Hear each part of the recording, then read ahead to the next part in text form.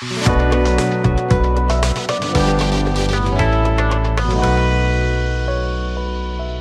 good afternoon, everyone. You're welcome to the Fashionomics Online Accelerator Program. My name is Olagunju Omolabake.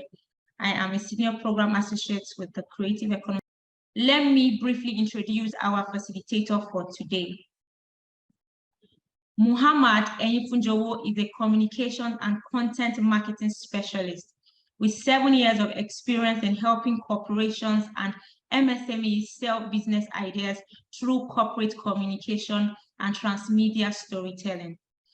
For 5 years, Muhammad has successfully managed teams of researchers, content writers, digital marketers, social media managers, and data and SEO analysts to increase online visibility for several programs, projects, and businesses in technology, publishing, public relations, and talent incubation sectors.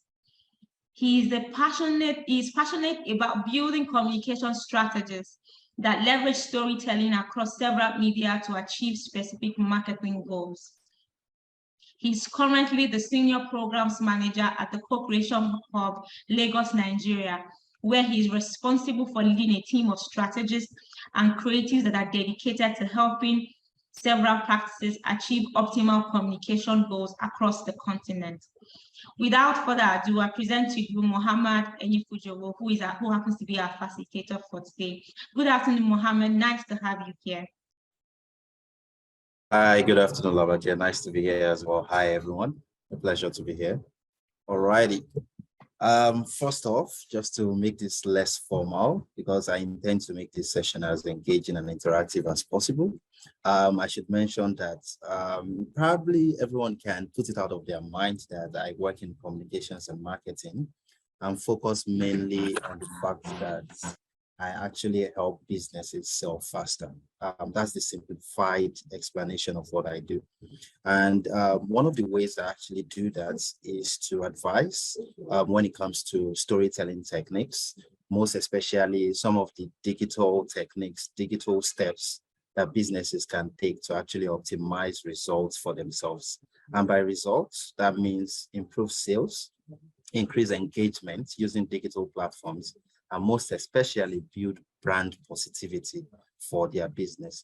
Now, you're going to be coming across a lot of, how would I put it, technical words throughout the time I'll be talking here today, but I'll try my best to simplify those technical words to make it as basic as possible, so that a lot of you can actually move forward to implement some of these steps, to use some of these techniques, most significantly, so that you can build your business no matter what step your business currently is, no matter what industry your business is currently in, and most significantly, it is insignificant. It is not really important if you've, accrued, if you've made some certain level of sales, if you've, gotten some certain level of business, what I call it, growth. Now, I need to beseech that you try as much as possible to disable your audio so that you can hear me clearly. More so, at some point, I might want to interact with everyone, ask questions. So I would love if I can hear feedback, hear people's opinions about certain things. Like I mentioned, this is going to be a very engaging session. Now, to the nitty of the gritty, to the matter for today, how can you sell your brand? That's like the overall, the subject I want to discuss today, the topic I want everyone to, penetrate with me today. And what I'm going to be sharing with you, I want you to see it as a straightforward guide on how you can build efficient audience and customer engagement systems through communications and brand storytelling. So we're going to be talking about a lot of things. There are little topics here and there, different things, but as much as you understand me, that is the goal today. So at some point, if you think I am using too many terminologies that you do not understand, you can drop it in the chat section if you want more information. Of course, we are going to have a Q&A session. A lot of you can ask me direct questions, even questions that are subtly related to what I've spoken about, and I'll try my best to give you more information. But right now, what you're going to hear me speak about is first how you can define your brand message as a business. Next, we are going to move to the steps you can take to set your brand's vision, mission, and your value statements. Subsequently, we'll move to how you can leverage storytelling to scale your business. And then eventually we'll move to how you can use different advertising media mix as a way to engage your audience. Also, we'll talk about how you can choose the best social media channels for your business. And eventually, one of the most important and interesting topics for you today is how you can leverage digital media to access new markets. Very important. All of what we're going to be discussing today would help you sell your business faster. It will also ensure you can build your brand to a global standard. It's not just about you engaging people online.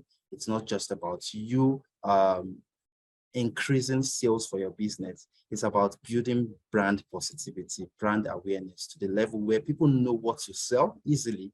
People feel the need to engage your business, and then eventually they can build brand loyalty. In a nutshell, you are not just getting customers, you are repeatedly getting customers, people who would not only consistently buy from you, but people who are going to become reference points, people who are going to refer their family, friends, and people they know to your business. Now, first, what exactly is branding? I know a lot of businesses, regardless that you are in fashion, you are in tech, you are in commerce, whatever industry you're currently interacting in as a business, you might misconstrue or misunderstand branding to be your logo. You might misunderstand branding to be some of the items you use to communicate what you do. I've heard a lot of businesses say, in as much as I have a very beautiful logo, and then whenever I want to sell an item, I just build a very small banner. The item is on the banner, on the picture, I put my price, I have done enough branding. Some businesses would say, so far I have a business card that I use to, that I share with people to inform them that this is what I do, I've done enough branding. Branding goes beyond items. It goes beyond your logo. It's more of all the activities put together, your daily activity as a business, to build or create a strong positive perception of your business, to establish a presence within an industry. So we are not just looking at your logo. We are not looking at the pictures you are sharing. We are going beyond that to even the interaction you have with people daily concerning your business. So I'll give you an instance to give you what branding is exactly. Take, for instance, someone comes across your page on social media and enters your inbox to say, hi, I found a fashion item, let's call it a dress. I found a dress on your page, how much is it? And then the first thing you tell the person is, didn't you see the price? On the social media page, you saw the dress. Now, the first perception the person has of your business is number one, rude. Number two, you do not share information in such a way that they would be willing or encouraged to continue doing business with you. Now, in a nutshell, what you've done right in that inbox is a negative branding.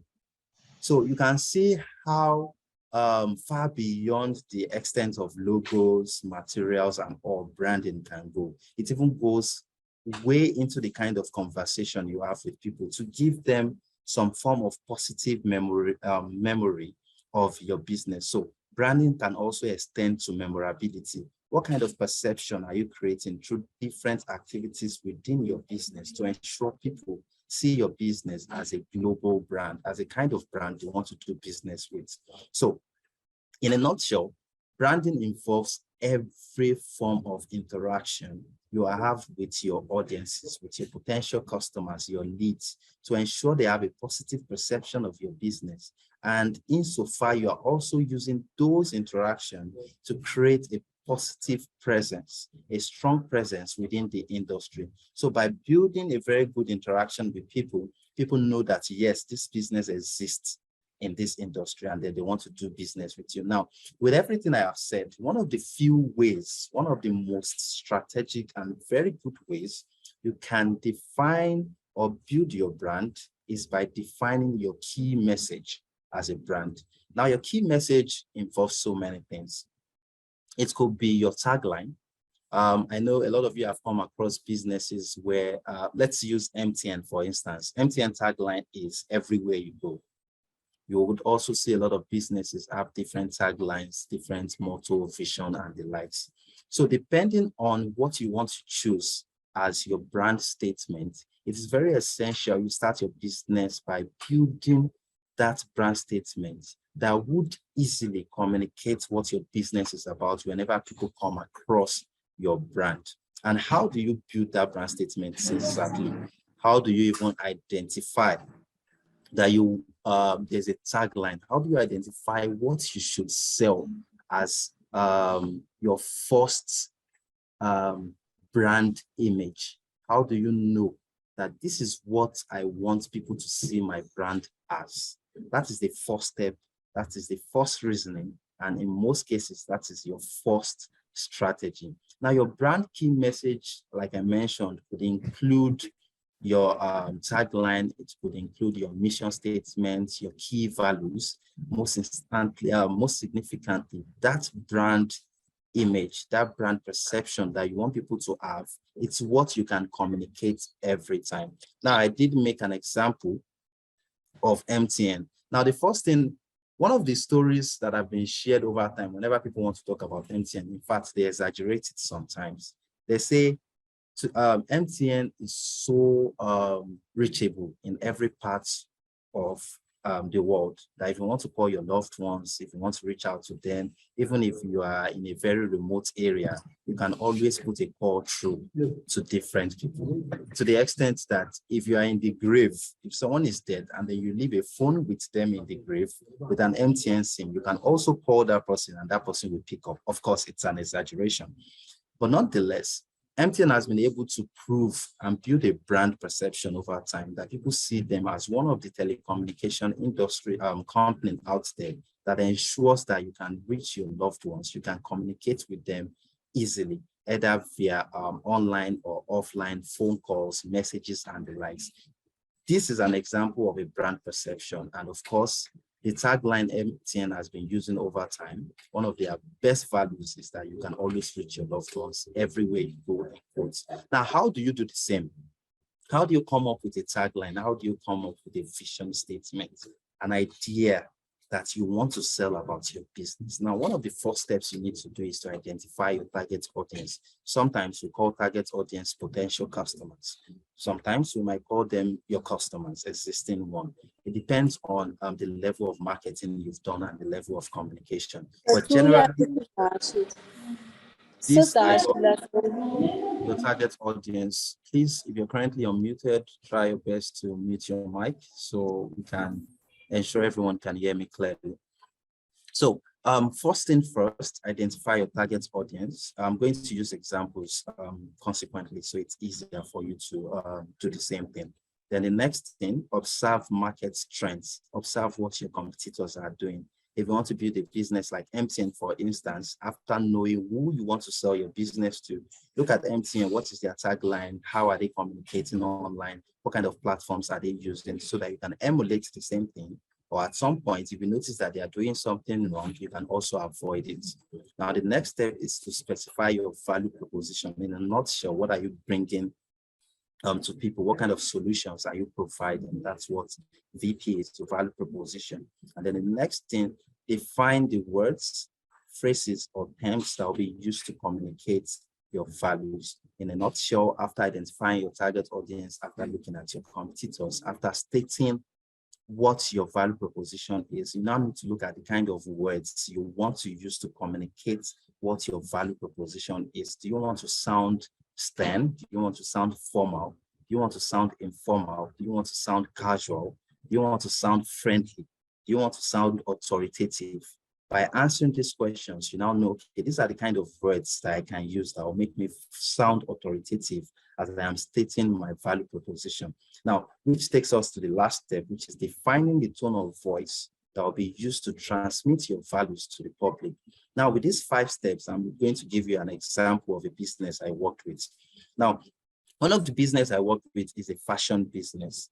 She chose target audience, potential customers, to be Muslim women.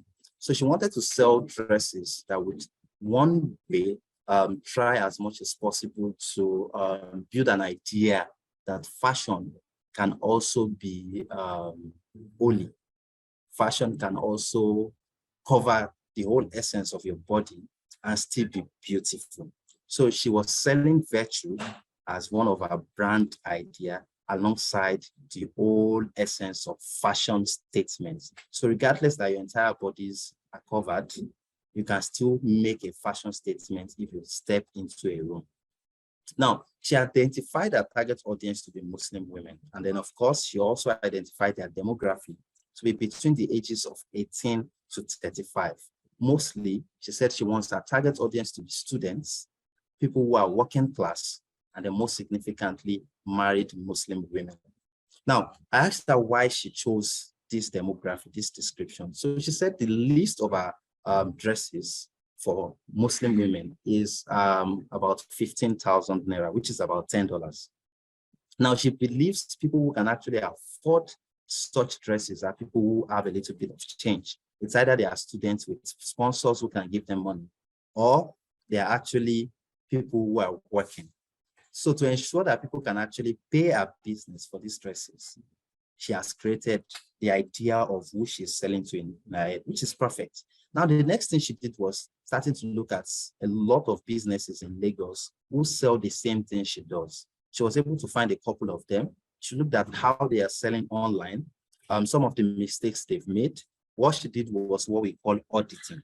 We call it marketing auditing in our marketing world. It means that you look at people's social media pages, you look at their websites, you look at their offline business. Are they on Google Maps? What kind of description are they using for their businesses out there? And then you look at all these trends and everything to define or describe how you can take such steps or even be better than they are.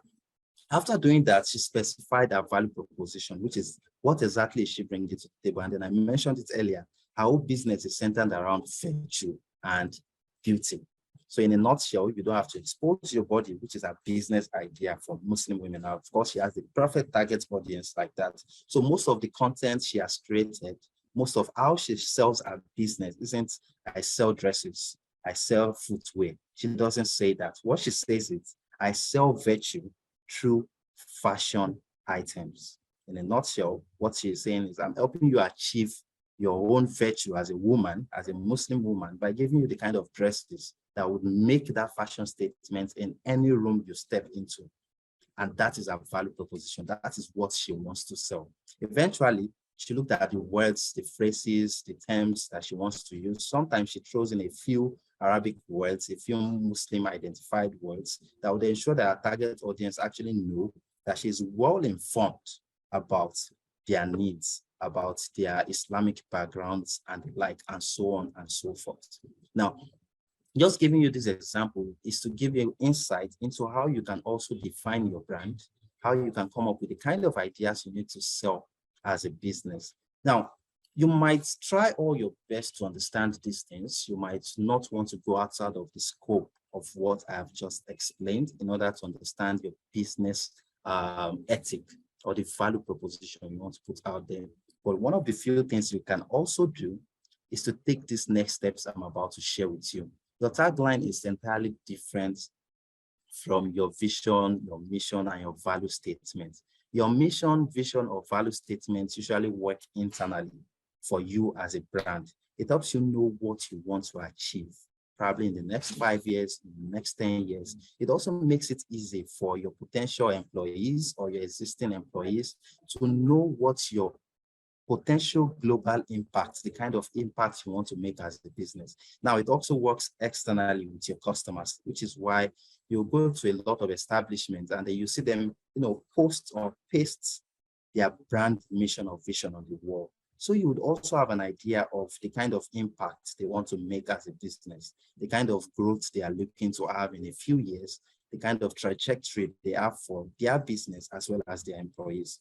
Now, if you want to come up with such thing, one of the few things you can also do is to start looking at your competitor statements. Look at some of the fashion brands out there. For instance, if your business is solely fashion, if it is fashion and tech, if it is fintech, whatever industry you are relating to, look at your competitor statements. What kind of mission, vision, and value statements have they created for themselves? Once you look at that, hold brainstorming sessions and get individual inputs. I know some of you listening to me right now are solopreneurs. You do not have employees. Some of you are entrepreneurs with just probably 1, 2, 3, 4 people on your team. But it's actually very essential. It's important that you talk to people. If you're a solopreneur, talk to friends, family members. Try as much as possible to explain your business to them. If they do not get it, have it at the back of your mind that there's a 50% chance that your target audience too would not understand your business. So it's very important that you also share your business with someone so you can get feedback before you start interacting with your target customers. So hold brainstorming sessions so that people can give you feedback about the kind of values you should be sharing with external people, the kind of statements you should be making, most significantly, how you can build your mission or vision or value statement. Then moving on, also map out your potential global impact. Now, this is the second, third, or fourth time I'm mentioning this. And this is because your business, your brand should be more about making impact than actually making profits. Now, between you and I, if everyone is listening, every business wants to make profit. Yes. In fact, your customers are very much aware of that. Each time they pay for an item, they know you've added your profit margin. They know. But nonetheless, people would interact with your business more if they feel as if they are helping you build something, if they feel as if you are making an impact through their interaction with your business. Now, I'll give you a certain example. Let's go large scale. Let's look at the Apple device, for instance. Now, a lot of people these days buy iPhones with the whole idea in their head that some of the parts of the iPhone was created with items that are not dangerous to our environment. And this is because Apple over time has sold the idea that they created their devices with the global warming in mind, with the environment not being degenerated in mind. A lot of people these days also buy the Apple iPhone because Apple has sold the idea that privacy is at the top of their list. Apple is one of the most secured devices out there. It's very difficult to be stolen. It's very difficult to be hacked. And what Apple has been selling as their brand so far is whenever you get our devices, your privacy is secured. And people are buying this product not because it is expensive. Yes, people want to feel among, in quotes, but also they are buying these products because Apple has sold the idea that they care about people's privacy. They want to make an impact. They want to change the industry that is so much bent on declaring people's private email, looking at people's location and the likes. But Apple has come to say, hey, we want to change this industry. We want to impact the world by creating a phone from a lot of items that doesn't destroy our environment. So we are buying these products because we want to be part of this global change. We want to be part of this global impact. So when you want to sell your brand as well, you need to think about, what do I need to change in the industry? What kind of impact am I making? And then when you are selling this brand, this is what you keep pushing out to people so that they will have a global impact perception of your business, a positive image of what you want to achieve with your brand.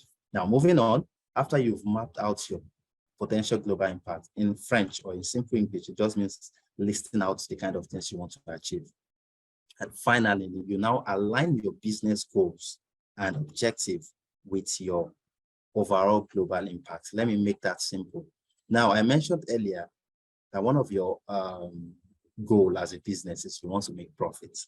Now, while selling your brand, while coming up with a brand perception you want to sell, while trying your best to come up with a tagline, your vision statement, you also need to now start saying, okay, this mission that I have created, how do I ensure that the mission ties in with me making profits? Which is why you see a lot of people in their mission say, we want to change this industry and also become the first business that is doing it. How do you become the first business if you're not actually still in business, making that sales, making profits, accruing as much money as you can, and of course, giving back to the society by creating top quality products. Now, I'm giving you all these steps as one of the few steps or many steps you can actually take to identify your business values, your mission statement, your tagline, even the kind of perception you want to sell. But in simple way, if you want to come up with that mission statement, what you should know is that you need to dream big. You need to dream beyond the whole idea of, I want to sell a few dresses and make $100,000 or $50,000 in a year. You need to start looking at what you want to change in the industry, the kind of impact you want to make as a business. Do you want to change a religion, for instance, not the religion itself, but the perception of the religion? Do you want to change an industry itself as a business? Do you want to make things easily accessible for your customers? Do you want to leverage digital marketing or the old digital tools, digital media, to ensure people can pay easily for a product? Once you start thinking of, something big, way beyond just you selling dresses, it's easier for you to now see yourself as a global brand, as a brand that you can easily sell to anyone, regardless of their background, and ensure that you sell effectively to them. Now, also keep your mission, value statement, and everything. You need to keep it meaningful. That is, whenever people read a line or two, they understand it. You also need to keep it daring. By daring, it means you're saying, we want to achieve something big. Don't just say, I want to, establish a business that will sell 5 dresses. No, say you want to establish a business that will become the top 1 marketing finance business out there, for instance, and also keep it inspiring. So one of the most inspiring businesses out there is Tesla. If you're very much aware with Tesla, though it can also be, how would I put it, controversial as well. And of course, the controversy around Tesla is fueled by the founder, who has a lot of backstories with him. But why I say it is inspiring is because Tesla has tried so many products in the past before they eventually became successful. SpaceX is one of that branch that tried to get rockets to fly to the moon. I think they tried about 3-4 times before they became successful. Tesla also tried as much as possible to create the electric car before they became successful. There were a lot of failures, and these failures were publicized. And then right now, a lot of businesses are also trying their best. Car production companies are also trying their best to also create the same model of car. This is why it's inspiring. And of course, you can also create such perception of your business. Of course, we'll get to that eventually when we start talking about storytelling. What I'm saying is dream big, keep it short, infuse your passion into it, and always use the present tense. Don't just say, we have achieved, or we intend to achieve, or rather use we intend to achieve, we want to achieve, we are going to do this, we would do this, to ensure continuity in your voice. When people come across your business vision, they know this is something you are passionate to do right in the present to reach to a certain point in the future. Now, do not let us waste much of our time on branding. It can be a very extensive topic. I want us to go more into storytelling aspects of branding. Storytelling is not just what we thought it used to be anymore.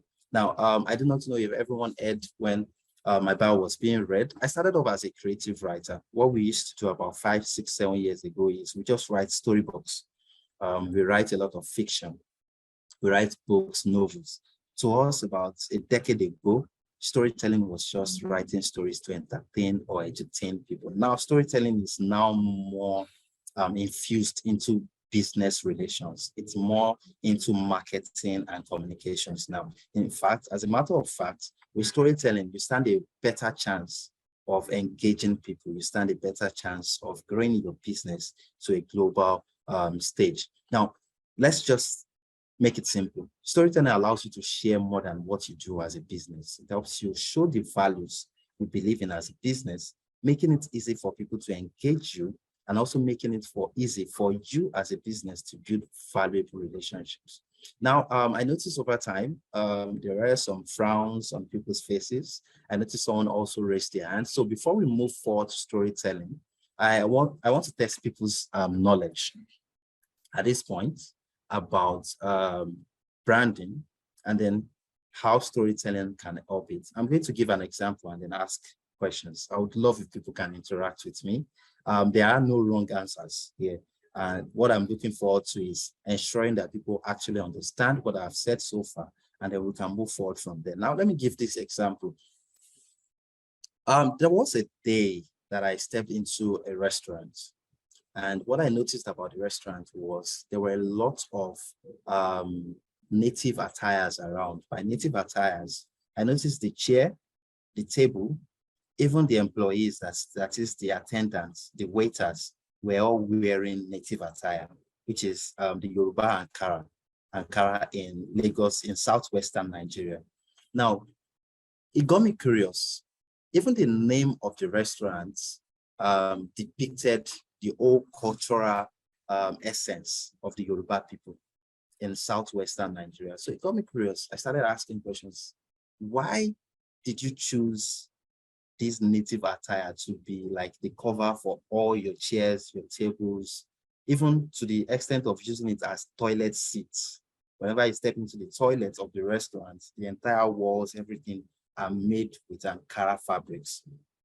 And then, I don't know, the attendant that I asked the question was able to tell me a very good story by saying, okay, the owner of the business wanted to teach the whole cultural essence of the Yoruba people each time people step into the restaurant. So it's not just about, selling food. It's not just about people's taste bud. The whole idea is, even if you're a foreigner, whenever you come into my establishment, I want to be able to teach you one or two things about my culture as a Yoruba person. I want to ensure that different people, regardless of their cultural backgrounds, have a feel of what it takes to be a Yoruba person. And each time you step in and step out, you at least learn one or two things. On the walls, you would notice there are different Yoruba words, there are different Yoruba proverbs. A lot of things are on the walls, different drawings of Yoruba animals with their names and everything. So regardless, even if you are not a very observant person, whenever you step into such restaurants, you come out having a feel of the Yoruba culture. And then the owner of the restaurant created a spot where you can also take pictures with roasted bicycles. There's a big pot where Yoruba people used to use to pound pounded yam and the likes, giving you a feel of that culture. Now, it's part of branding.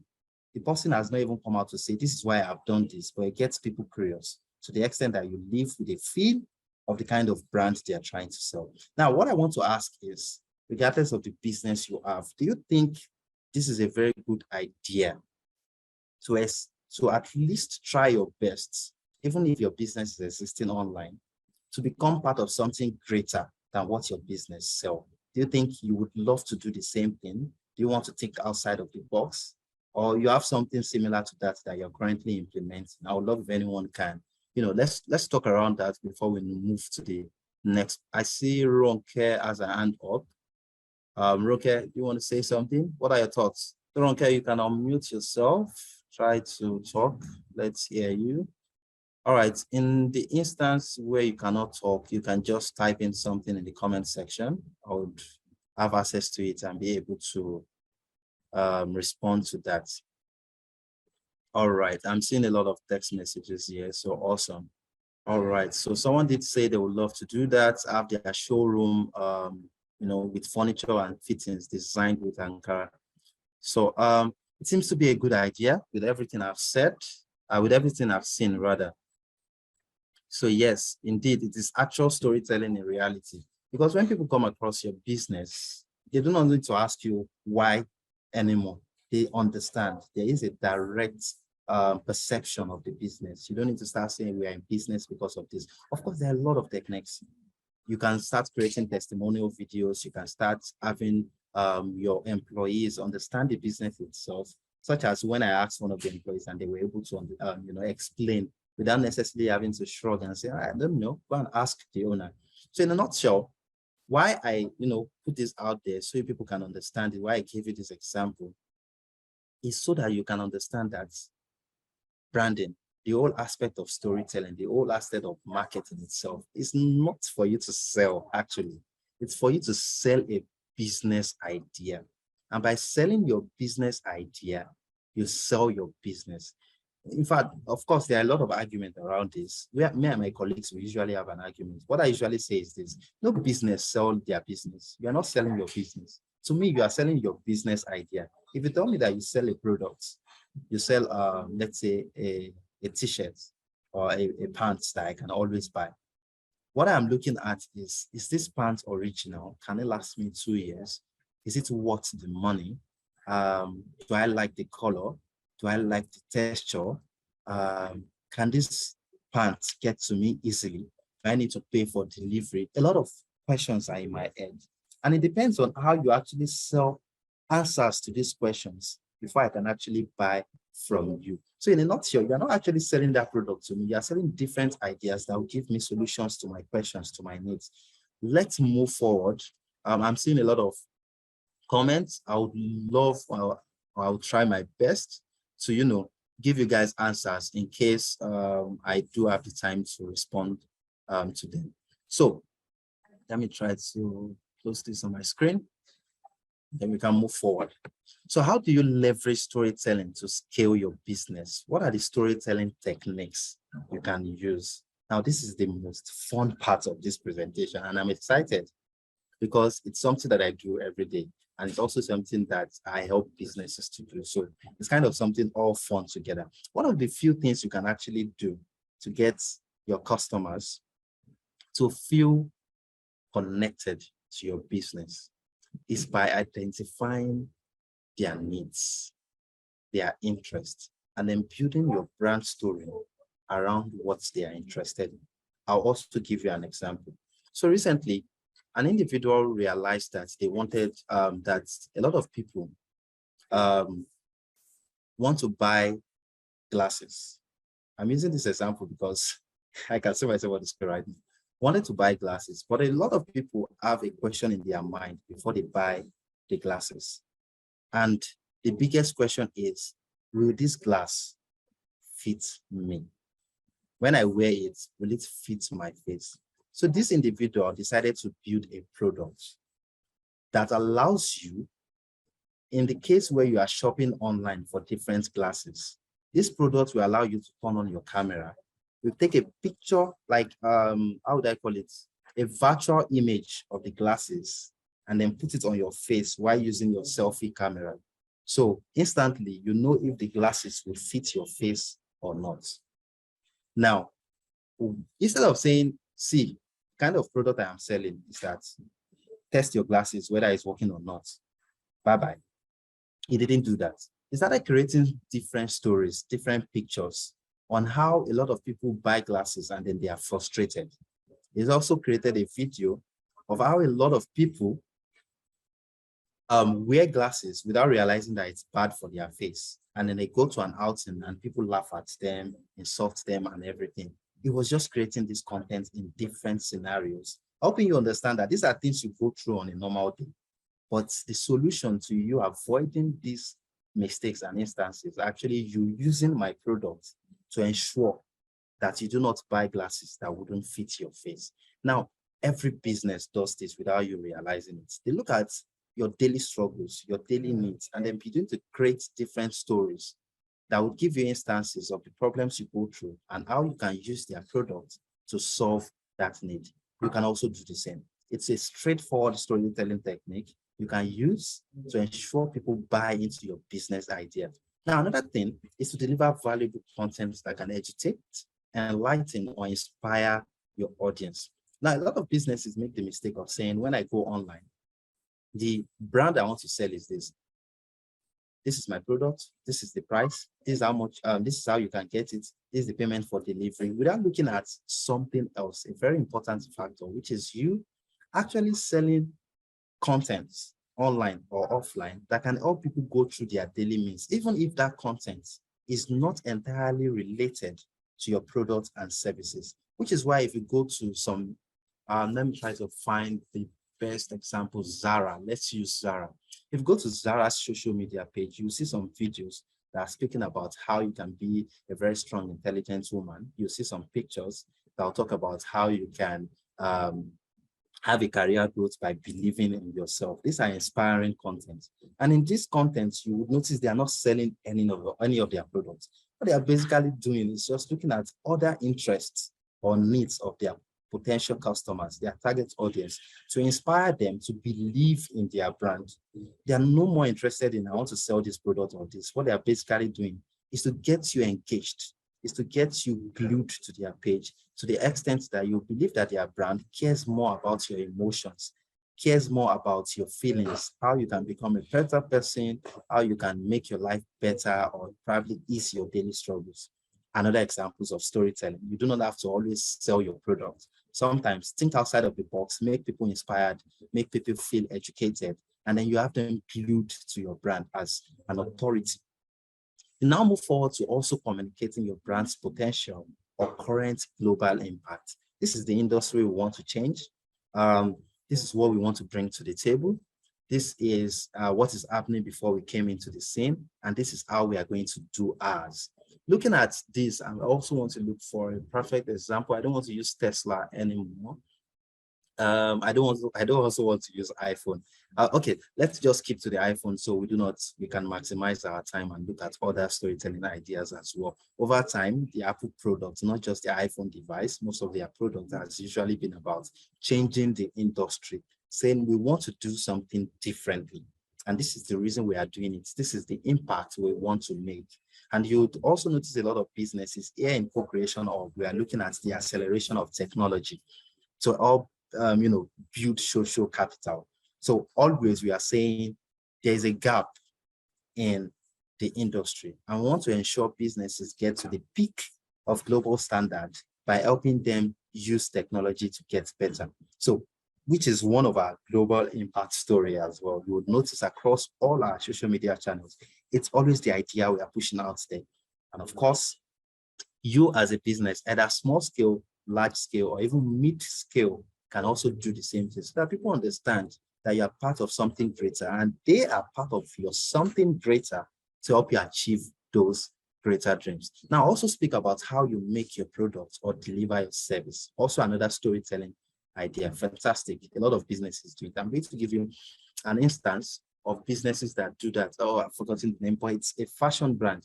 Often, if you go to their social media page, even their website, they put you through step by step how they sew their dresses, how they get their materials, you see the before and after video or before and after picture, giving you an idea of how they built something from the scratch.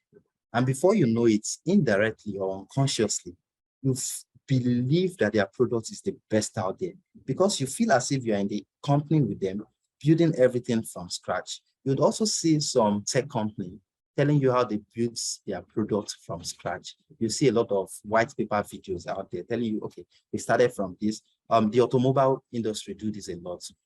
I think I've seen how Toyota built the 2022 Highlander from scratch. And then they spoke about some of the problems they had in the previous versions, telling you that, okay, the 2020 Highlander had this problem. We fixed it by building this inside the car. Trust me, even though I know I cannot buy the 2022 Highlander at this period in my life, I'm looking forward to saving enough to buy the car. And that is because they've shared that story in my head that we fixed all the problems. Every year, automobile industries are all companies are always fixing the problem. Yes, we know that. But they keep telling you there's no difference between the iPhone 14 and the iPhone 13, open for discussion and arguments. But they've told you that the iPhone 14 is better than the iPhone 13. So we are buying it. This gives you an idea that when you speak about how you build your products or deliver your services, it gets people to want to buy your product, test it out. It gets them to trust your business. All right, so something else the kind of story you can also share, leverage, highlight to get people to trust your business is also highlighting customer stories. It's one of the most popular and well-known storytelling techniques out there. You just have to get your customers to say, yes, I have tried this business and they are superb. Some customers would also go to the extent of dropping a 5-star review for you on different platforms. They might also just go to your Google profile, drop a 5-star review, drop a 4-star review, talk about, I went into this restaurant and the chairs are nice, people treated me well, the food tastes well, this and that. They give feedback just to help your business scale. And this is just written testimonials, written customer story. Now imagine if you go to the extent of reaching out to your customers to feature in a magazine for you, or to come to your establishment so you can create a video that you can share with both existing and potential customers. So it depends on your taste, depends on how you want to engage potential customers with your existing customers. Note that you cannot create a customer story without first having people who have tried your business. Even if it is one person or two people, you can actually get them to feature in a video or tell them, encourage them to actually go online to talk about your business. And of course, we can't put the cart before the horse. Before you can actually encourage people to, drop a review about your business, you need to provide quality services. You need to sell quality products first. That would encourage people even before you ask them to do it. Now, there is a business I've interacted with in the past. It's they are called Ogabas, and their tagline, lo and behold, is Ogabasi never disappoints. It's a broken form of English of saying we do not disappoint. That's what their company tagline is. And when I came across this business, the whole idea I got is no matter the kind of iPhone or Samsung devices I'm looking for, they would get it for me at a cheap price. It's what they've been selling online that will never disappoint. And then when I got there, I would say it was the cheapest iPhone I've ever gotten. Their service was super awesome. They attended to me well. They called me, chatted with me after a month to ensure that I wasn't having any problem with the device. They also promised me a 6-month warranty in case the screen broke. They gave me a free screen guide. Now, I do not know how they're making the profits, but the whole idea is they were able to interact with me to build a positive brand perception to the extent that I've referred 4 more people to buy from them within 2 months. And then I was compelled, without them asking, to go online, search for them and start saying, hey, you can trust this brand. And this is because what they've done is to, try as much as possible to sell quality items for me to the extent that I became one of the customers that can share stories that would encourage other people to buy from them.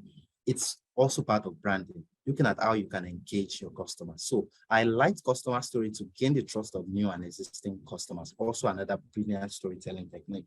Now let's move to sharing your business origin story that can spotlight your brand aspiration and goals. Perfect example. Let's look at Mark Zuckerberg, or the founder of Google. Everybody knows the story of Mark Zuckerberg. He started Facebook in, I think, was it I institution with about 2 friends. And then the whole idea they wanted to do then was to help the university come up with a platform where students can actually use their profile to interact with one another and everything. And then the business boomed from that single idea to become what we know as Meta today. Now, how would you know that origin story if Mark himself didn't put it out there, if Facebook themselves didn't try as much as possible to share their origin story, letting you know that we started this business from somewhere with a big idea or a small idea in our head. We had a target. But now this business is becoming something much more. We are making impact. By sharing your origin story, you are letting people into what your brand aspiration is, what your goal is. And of course, if you look at the founder of, was it Google as well? Or was it Microsoft? Yeah, Microsoft started the business from a small garage. And then now Microsoft has different branches all over the world. Now, looking at all this origin story, they are inspiring. They get other business owners to want to do the same thing. Look at Tony Elumelu in Nigeria. After even retiring as the chairman of UBA, went to start the Tony Elumelu Foundation. Now, all this origin story here and there inspire other small businesses. I know a lot of people on LinkedIn that are trying to become Tony Elumelu. They wear the same clothes as he does. They wear the same tie and he likes. He has become an idol for a lot of people. Now, sharing this origin story gets people engaged in your business. It gets them interested in your business. It gets them to want to, interact with your business. It also gives you a spotlight. If it is not locally, it gets you a spotlight internationally. So it helps your business in a very great way. Also, it's the kind of story you can share is personal stories, including that of you as the business founder. Now, personal story can also intertwine with brand origin story. The only difference is the brand origin story is focusing on how the business is started, while the personal story is focusing on the owner of the business. So we are looking at what school did you go to, Have you tried different businesses and failed? Do you have the education in the first place? Now, a lot of people would say, I don't want to go to school anymore. Mark Zuckerberg didn't finish his institutional education. Some people would say, nah, I don't want to go to school anymore because this person didn't go to school and they built a global business. Now, these are personal stories that have inspired a lot of people out there, and it also gets people interested in businesses and want to engage with them. So it depends on the kind of story you want to share. I always recommend that you separate, that a brand separates both. Now, some brand owners are not interested in sharing personal story. I've seen a lot of business owners say, I don't want to be in the spotlight. I don't want people to know me. I just want to create a business that will change people's world. Perfect. You always do not have to be in the spotlight.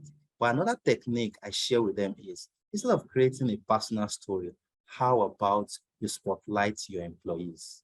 Now, personal story doesn't have to just be about the founder. Get an employee that is quite eloquent, an employee that can be an inspiration to other people, and spotlight them. It doesn't have to be one employee, rather it can be 2, 3 employees. I'll give you an instance. So was it in 2018 or 17, a bank in Nigeria decided to share a story of one of their security man. He had basic education, joined them as a security man for a couple of months or over a year. And then afterwards, there was an opening in the business as a cashier. I just know it's a position higher than the security man. So he applied for it and got the job. Now the story went everywhere. The bank decided to share that story, trying to say, see, we are an open door kind of company. We give opportunity, not just to people out there, but people internally as well. And this is their background story. This is what they've gone through. And this is the kind of growth we've given to them as well. Now, sharing this story, you would think it's just them, blowing their own on, but it's a strategic storytelling technique used to ensure that customers feel that they are actually helping the business achieve some global impact. Not just customers, but other employees as well. Even people who want to join the company, people who are applying to the company, feel this is a company that is doing greatly for their employees. So I want to join that company and also feel that part of growth. So you need personal stories to create a sort of relationship between you and your employees, alongside between you and your potential customers. So it depends on what your target is. But this storytelling is very, very, very advantageous for your business. Now let's look at nailing your differentiator by constantly communicating what differentiates you in the industry. Another brilliant storytelling technique. We build stories around what makes you different. Now, at this point, I think I need to clarify that stories do not necessarily have to be videos. They do not necessarily have to be pictures. They can come in the form of articles, written articles. They can come in the form of magazine stories, features in a press release. They can come in the form of features in a magazine, written format. Because I've seen a lot of businesses tell me, see, it's expensive to get a camera, it's expensive to get someone that would, shoot videos of my customers. And I'll be like, all you just need is a copywriter if you're not one yourself. Find someone that would listen to you talk about your business. And then, translate your business ideas into stories. In fact, your story can also be in the format or in the form of your business profile. Some people would create a business profile, and then when you look at it, it's just, this is what my business does and all. But you can also make your business profile a story in itself. The first page is why we are in business. And then a paragraph or two explaining the pain points you had as a founder and how you came up with a solution. And then you now want to make that solution global. So everyone, and then you put a timeline. 2018, this is how the idea came up. 2019, this is what the idea became. 2020, this is how you're going to change the world with that idea. That's a story in itself in the format of a company profile. You're explaining some background, your business origin story, and also infusing a little bit of personal story into your document. So it necessarily doesn't have to be a very clean video shot in 4K or HD. It can be a written format that will sell your business to anyone that come across that content. Now, moving on, Nailing your differentiator, spotlighting what makes your business different is also a very good storytelling technique. I'll give you an instance, and this is very strategic. 2 years ago, I think this happened on Twitter. There was a banter between so many banks in Nigeria: First Bank, Zenith Bank, Access Bank, and a couple of other banks. And then this banter is, we call it banter, more like tweets, different tweets, criticizing one bank. And this tweet is made by another bank. And then during that period of that banter, you would see GT Bank say, "We are one of the banks for the educated." I can't remember the tweets, but the idea I got from their bank is they targeted the educated people. They are creating technology. They are not like First Bank, which is very old. And the First Bank came and said, "We are the pioneer bank in Nigeria. So you other banks are our children. You should better stay where you are, know your level." And then other banks started coming with different banter. To you, an average person online, you see this and say, this is just a lot of banks, entertaining us and everything. But consequently, you do not know that. You do not know that at the back of your mind, these banks are indirectly also selling their business idea to you. They are telling you who their target audience are, what they've been able to do, what their potential global impact is, most significantly, their values. They are giving you all this information in just a simple tweet. And at the back of your mind, you have a few ideas about these people, but to you, it's just entertainment. But branding can also be a way of unconsciously getting your brand, not even unconsciously getting your brand at the top of the mind of people, so that when they think of anything related to what you provide, the services you provide, or the products you sell, you will always be the first business in their head.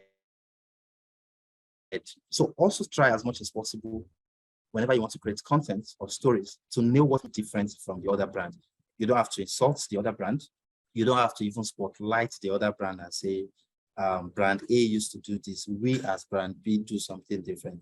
Take a cue from Coca-Cola and Pepsi. There has been this, I don't want to call it enmity. Let's call it, there's been a lot going on between Coca-Cola and Pepsi over time, that you see a lot of videos that subtly tell you that Coca-Cola is better than Pepsi, or Pepsi is better than Coca-Cola. So depending on how you view the video, it also tells you what makes Coca-Cola different from Pepsi and what makes Pepsi different from Coca-Cola. It's also a storytelling technique that ensures that potential customers or audiences out there know the difference between one brand to the other brand. Finally, I think we have 2 more left. You also need to use storytelling to cultivate you also need to use storytelling to cultivate your company culture, ensuring that employees know and embody your brand values. I mentioned an example earlier where I said I stepped into a restaurant and then I asked one of the attendants that, what is all these Ankara fabrics about? And then she was able to explain. This is because the founder or whoever is in charge of the employees ensure that the business idea is instilled into the employees themselves, so that they become brand ambassadors. You need to explain to your employees, even the littlest of your employees. If you are a small fashion brand, a small fashion shop, and you have an intern, you should be able to explain to your intern that this is why I've created this business. This is what I intend to build. So that intern will also, the steps, the activities that intern goes through, will still revolve around the impact you want to make. Getting someone on board of your business without what, explain the entire, give them that idea. They should always. That's why sometimes, if you've ever stepped into Domino's Pizzas or Cold Stone, it's an establishment that you notice right from scratch whenever you meet the attendants. The story is there, even without you interacting with them. They are friendly. They ensure there's enough visibility to see that you're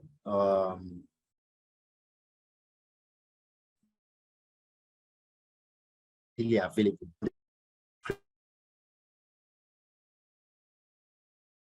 It's all storytelling between you and the business of true friendliness, through transparency.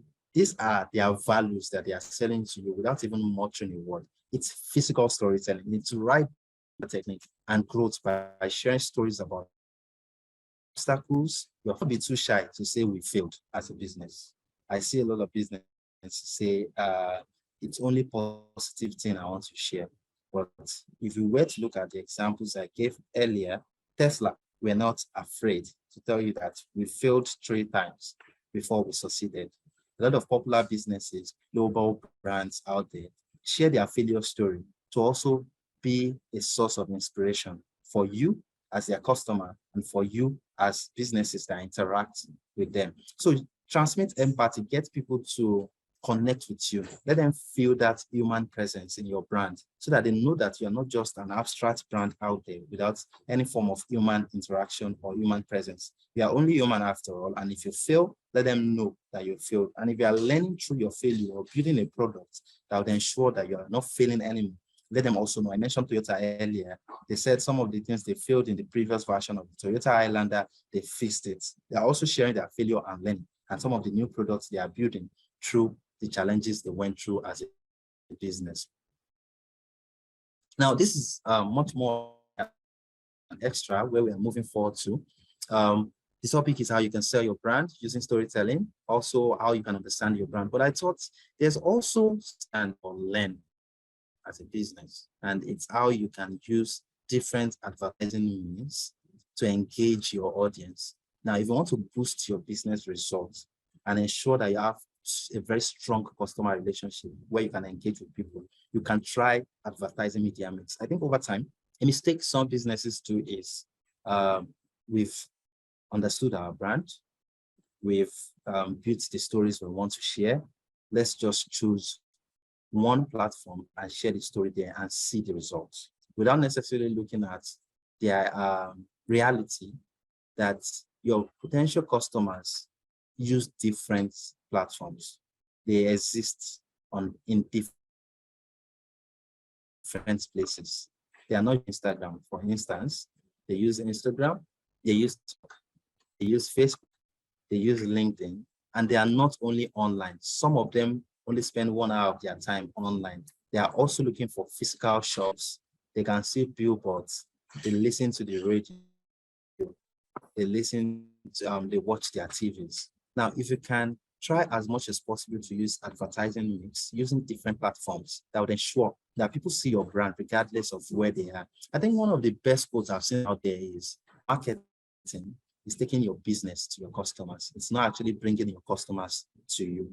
So a lot of people say, I just want to open a physical space and start advertising so that people will come and buy from me. No, you should be the one taking your business to people by using different platforms and sharing all the stories you have to ensure there are many people that are invested in your business.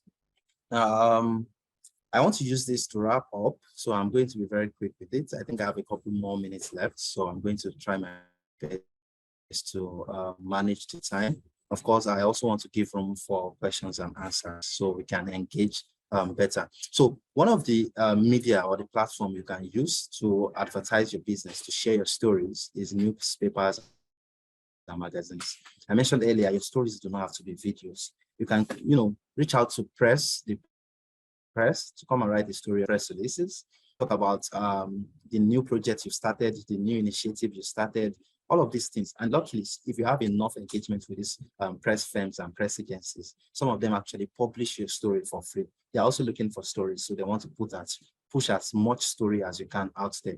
So you can try print media. Something else you can also try is audio channels. One of the techniques I've used in the past is create webinars or podcasts.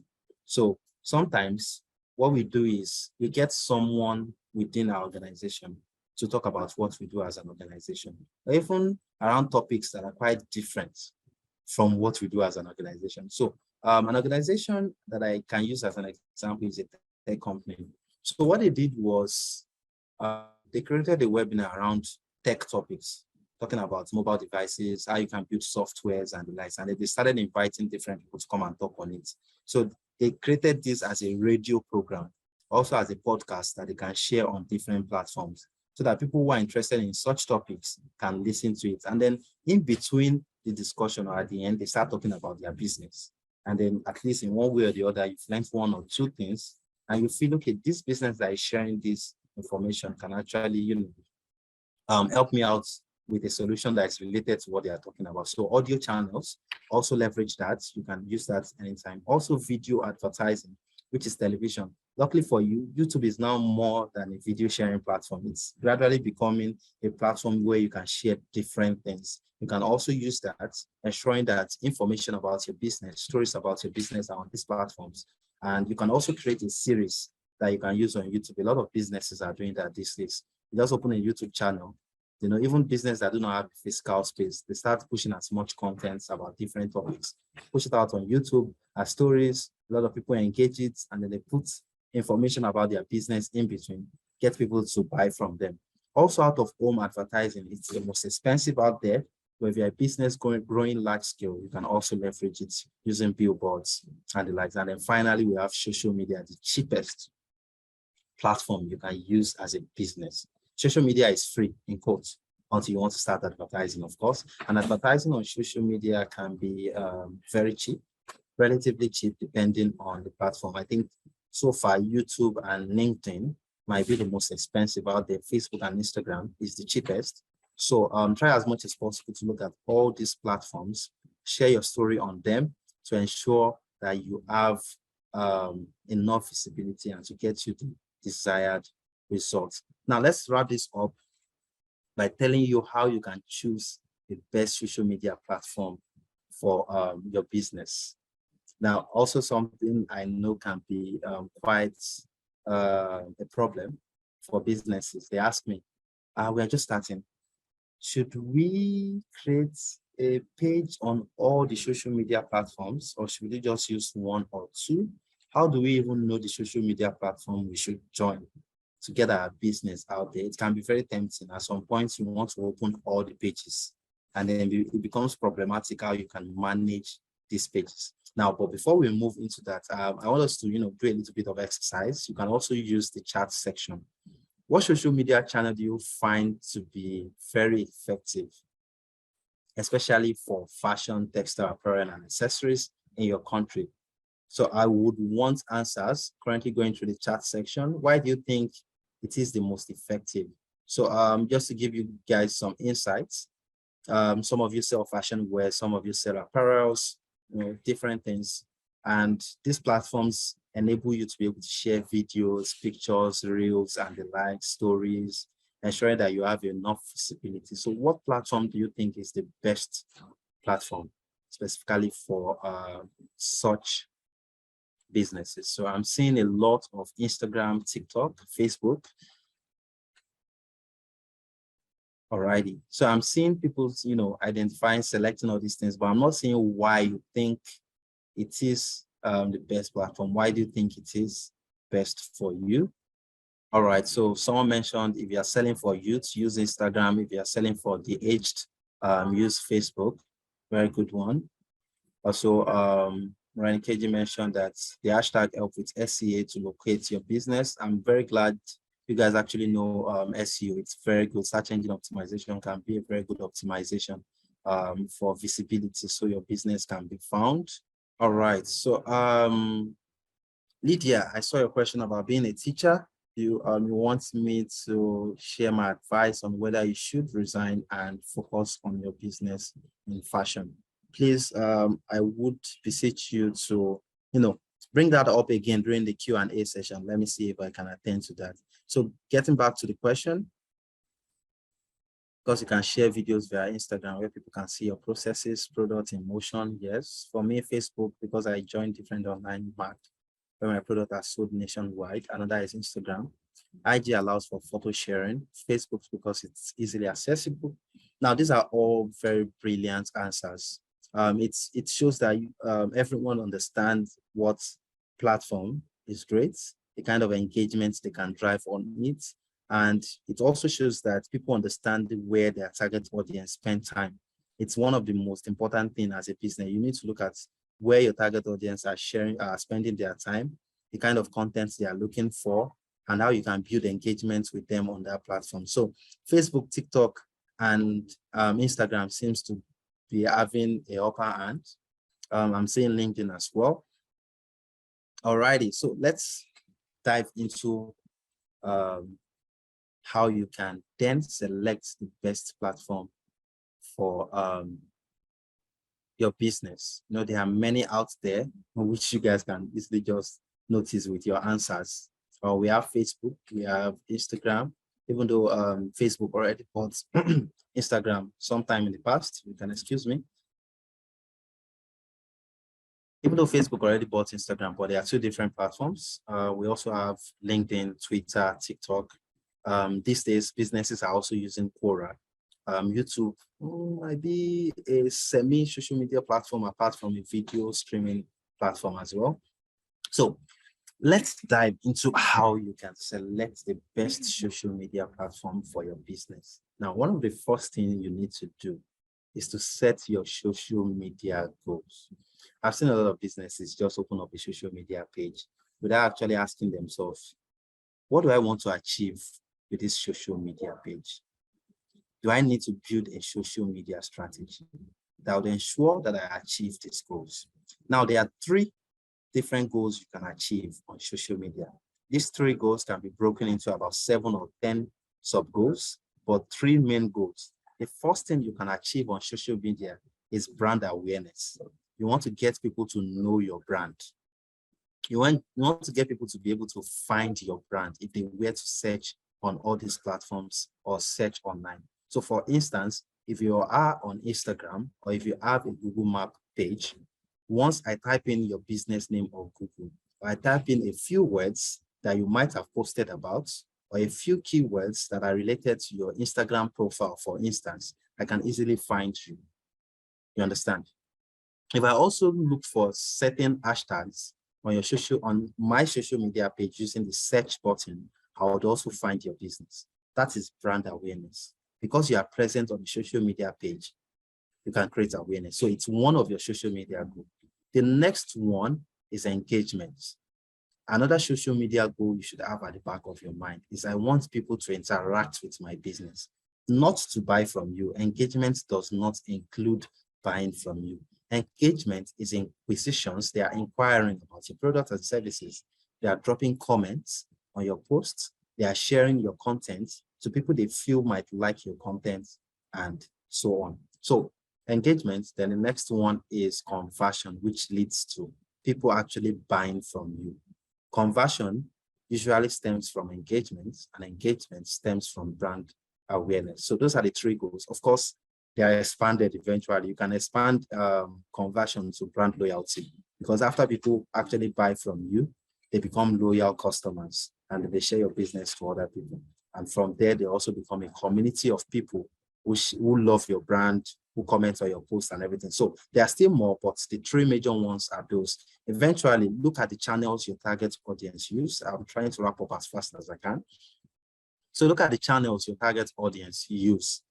If your target audience are people between specific age, if you look at the comment section, someone mentioned that if you are targeting the youth, use Instagram. If you're targeting people who are the millennials and their parents, you might also go to Facebook. So depending on the channels your target audience use, you can now say, okay, this is a platform I need to use. If your target audience are business people, people in the corporate world, your go-to is LinkedIn and also Instagram. These are people that use the corporate, and of course, Twitter. You also have a lot of people in the corporate world using those platforms. Next is also research the social media channels your competitors use. For your competitors to be using that channel, and then they are making a lot of trends, they are building their business to some certain level of growth, it means the channel will work for them. And of course, it also means that their target audience are on those channels. And guess what? Your competitors' target audience are your target audience as well. So you need to find a way to join their platform and also steal your customers as much as you can. Then eventually consider all the resources at your disposal. By resources, if you want to use Instagram, do you have the mobile app? Do you have tools that can help you create content you can push on Instagram? Do you have an employee that can handle your social media management? You need to look at all the resources you can use for this. Instagram is a platform that likes very, very flashy content. People on Instagram are there for the lifestyle. They are there for the glamour. So if you want to use that platform, you need to push as much content that is pristine, that is quality there. So do you have the resources to create those quality? Do you even understand how to use Reels? Do you know how to create short stories on YouTube? So before you use all these platforms, you need to ask yourself those questions. Ensure that you have the resources to create the kind of stories you can share them. So with these 4 steps, you can easily find the best social media for yourself. Also, you can look at all these questions. Answers to these questions will help you know the kind of social media you can, platform you can join for your business. So finally, I think we can move to how you can use digital platforms to access new markets. I do not know the time I have left, but let me just spend the next 2 minutes to explain this, so it's easier for everyone to move to the Q&A session. So how can you use digital media after you join social media, after you've created your brand statements, and of course you started knowing the kind of stories you want to share? Number 1, have a social media strategy that outlines your goals, and now you're going to achieve those social media goals. Also explore paid advertising. Don't just rely on organic growth, that I don't want to spend money to get more people. Spend a few naira or a few dollars, depending on the currency you have in your country, and try as much as possible to get more people to follow your page, to engage you, to see your products and services. Also implement local SEO. One of the local SEO you can do is to join any online directory platform. Try to put your business on Google Maps, for instance. So if people are searching for your business, they can easily find directions to you. Join social media platforms, use the right keywords, write articles out there that can talk about topics that are related to your business, and also start blogging, content marketing. Try as much as possible to get the websites, push out blogs around different topics that revolve around what your business is about. Also set up analytics for digital marketing. Setting up analytics gives you insight into what your audience wants, what they are doing, the kind of interest they have, social media platforms that they join. One of the analytics I usually use is Google Analytics. It's on all the websites I manage. So whenever you visit our website, I know the device you are using. I know the time you visited the website. I also have insight into, depending on what Google Analytics can share with me, the social media platform where you clicked on the link to my website, or if you found the link via Google, it tells me all the platform you came from to get to my landing page or to my website. So using all this analytics gives you a lot of information that can help you decide the kind of content you can push there. You can also use social media analytics. Instagram will tell you the age group of the people that are interacting with your business, the time they spend, they spend, they interact with your content on social media. All this information are very useful for you. Then eventually implement a connected customer experience. You can use a chat box to ensure people get information they are looking for on your website before you are online. You can also set up automated responses to ensure that there's continuous engagement while you're offline. People can get information. One of the few ways you can do this is to look for answers for frequently asked questions. Look at all the questions you've gotten via your social media platform, find answers to them, create a video about this FAQ, put the video link in your automated response, so that if people actually have questions about your business, immediately they get an automated response while they are looking at the video, getting answers. It gives you enough time before you get online and then respond to the rest of their inquiries. So what I usually say is this: PR, storytelling rather, is part of public relations, is part of communications and marketing. It helps you manage the reputation of your business digitally on all platforms. So it's very essential you use storytelling techniques to ensure people connect and connect with your business, and from there you build a relationship that leads to a very good business growth. So I'm going to end here with a quote from Joe Lazarus and Shane Snow that says that good stories surprise us, they make us think and feel, they stick in our memories, in our minds, and help us remember ideas and concepts in a way that a PowerPoint crammed with bar graphs never can. So stories enforce memorability, keeps you at the top of mind of your potential customers. And of course, I recommend a few of documents you guys can read. They're in these documents. I would love for us to move to the FAQ right now. If there are questions, please throw them at me. Do not be shy. Thank you very much. Thank you very much, Mohammed. The comment section has really been buzzing with a lot of questions, but because of time, we'll be able to take just 2. But before we go to the question and answer session, we are going to be sharing a midline survey form with you. and then it's just going to take just about 5 minutes of your time. So we encourage and every one of you to ensure that you fill that line survey form. It's very important to us and it's also very important to you. So I will start by taking the first question. It's just in any order, please. So please pardon me if your question was not taken now. I can assure you that we'll share them, we'll collate them and share them with Mohammed. And after the session, you're going to get adequate responses to your question. Thank you very much. So we have a question, and the person is asking that, how do I identify and promote the social impact your business is giving, especially if your business isn't really selling anything impactful? For example, bridal dresses or fashion earrings. So the person is asking, how can she promote social impact in this kind of business that's not really selling anything that is very impactful? That's surprising. Every business makes an impact. Trust me, every business does. If you're selling earrings or probably you're selling necklaces, you are helping people look beautiful. You're helping people become more confident in themselves. Some of these people feel that these adornments that you sell are part of the reason they look more beautiful, are part of the reasons they can actually step into a room and speak more confidently. So you're selling confidence. You're helping people feel more aware of their looks, more aware of their fashion statements, more aware of their body. You just don't know it. So all you just have to do to identify your social impact is to look at the satisfaction people get when they use your product. That's where your social impact starts from. That's where your impact, let's look at global impact, starts from. If you ask yourself, if people eat my food, what kind of satisfaction do they get? Do they feel fulfilled? Do they feel comfortable? Are my food healthy? Once they eat my food, is it healthy to their body? So what you are selling, the impact you are making is you are improving people's health with your food. So you just need to ask yourself, what satisfaction do people derive after using your product? That is the impact you're making. So clarification, your impact does not have to be, for the lack of a better word, big. It doesn't have to be all-encompassing like the Teslas, Zara, and the likes. It can be the small impact, like building a woman's confidence, enhancing a woman's beauty, changing people's perception of what beauty is all about. So if people think actually not using makeup is beauty, natural beauty, selling your makeup can also be changing that story. That makeup actually enhance people's beauty, then enhance people's look, people's confidence. That's your impact. So you need to ask yourself, so how you can sell it, the kind of story you can share. I've stated them already. All you just have to look is this: what satisfaction do people derive? How do I build a story around this? For instance, you can start saying, this person bought from me, and then a few years or a few weeks down the line, by using my products, this is how they feel differently.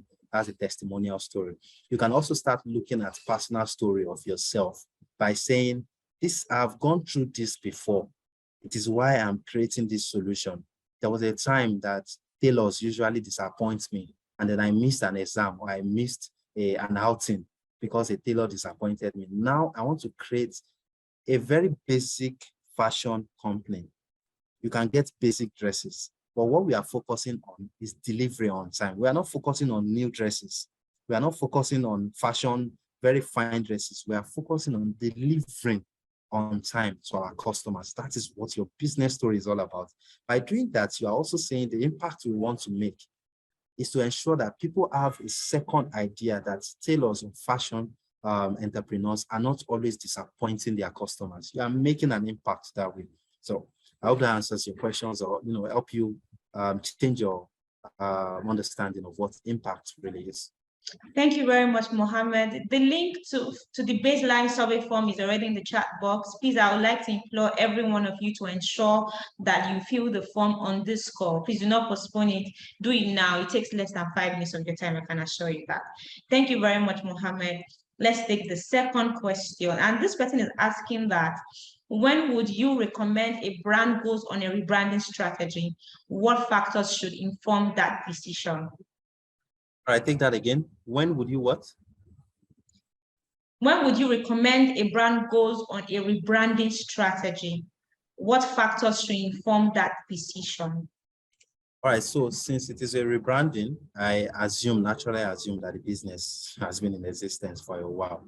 So as soon as you want to rebrand, not after you start rebranding, before you rebrand, you need to look at your goals. One thing I usually say is this: you can't start something without having a goal in mind, no matter what, even in your daily life, no matter what.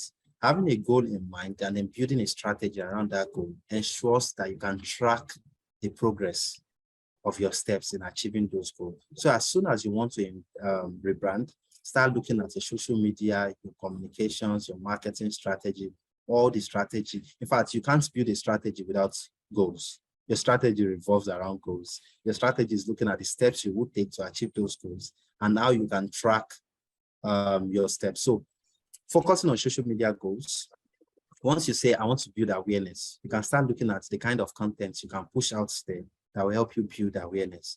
And you can start looking at insights to ensure that those contents are actually helping you achieve your goals. If you say you want to achieve conversion, which is actually people buying from you, what you basically be doing is full-scale advertising. Buy from us, buy from us. This is our product, these are our services, this and that, with a call to action. There's always a CTA every time you want conversion. So depending on your goals, you can then look at, how you can achieve those goals. And then of course, apart from using insights to know if you're achieving those goals, you can also look at using that same insight to know if you have achieved them. I don't know if that makes any sense. What I'm just saying is tracking your success. There are metrics you need to look at. It's an entirely different discussion, a very long one. So I wouldn't even delve into that. What I'm saying is this: as soon as you want to rebrand, you don't even need to start looking at, do we need to change our color? And look at the goal. Why do you want to rebrand in the first place? Do you want to get more customers? Do you want to increase engagements? And then you move from there. Thank you very much, Mohammed. I don't know if you can take a final question. And then this person is asking that you share some of the analytics. I recall that you're talking about how they can get analytics regarding the social media platforms. So how can they access this? This person is asking this question. All right, every social media platform has an inbuilt insight that would help you with analytics. Instagram has insights. Facebook has insights. LinkedIn has insights. What other platform do we have? Every social media platform has it. Insofar you set your profile to a business profile. So some businesses do the mistake of making it a personal profile, so it doesn't give you insights. So try your best to make it a business profile. Automatically, you would get social media insights. Now, if you have a website, what you can use is Google Analytics. In fact, I love Google Analytics so much, and that is because it helps me make decisions as a marketer. It helps me know where people are coming from. It also helps me know the page on my website that I spend the most time. So if you spend 2 minutes on my About Us page, I know you are very much interested in my business. You want to know more about my business. So I would just say, okay, I think the next thing I need to do is actually input a CTA on the About Us page that will get you, next time you visit that page, click on it, and then it will probably take you to my social media page where you eventually buy from us or see more information about my business. So Google Analytics also help. Also, if you are doing email marketing, which is sending email blasts and newsletters, MailChimp has an insight. In fact, MailChimp Insight is also excellent. It gives you a lot of information about people. It helps you know the number of people that have unsubscribed. It helps you know the number of people that are opening your email out of your email list. It helps you know if they clicked on the link you want them to click on in your email. It also helps you know if they just opened your email and then bounced off without doing anything. So all this information gives you insights that, informs the next steps you need to take to get your business to that high level. Thank you very much, Mohammed, for the very insightful session. I know that the participants can also bear witness to this, that they have gained quite a lot because we can see comments in the comment section. So that will be all for today. And I can assure you that all your questions have been collated, all questions that were not answered in the course of this session, we have collated them. We'll be sharing them with Mohammed, and as soon as he provides answers to them, we'll share them back to you. But if you still have questions, do not hesitate to share your question. Send it to us via Fashionomics Help Desk at cchubnigeria.com, and we'll be more than happy to send you a response to your questions. If you have any complaints or any inquiry whatsoever, please do not hesitate to reach out to us at Fashionomics Help Desk at cchubnigeria.com, and we'll be more than happy to respond to you. On this note, we'll call it a day. If you have not filled the midline survey form, please kindly do so. The link is in the chat box. Please do so before you leave this call. The call will still be on for the next 2 to 3 minutes for those who have not filled the midline assessment form, and you can do that as soon as the call is over so that we can get your responses. Thank you very much, and do have an amazing day. See you guys again on Thursday for another session. Thank you. All right, cheers. Thank you very much, everyone.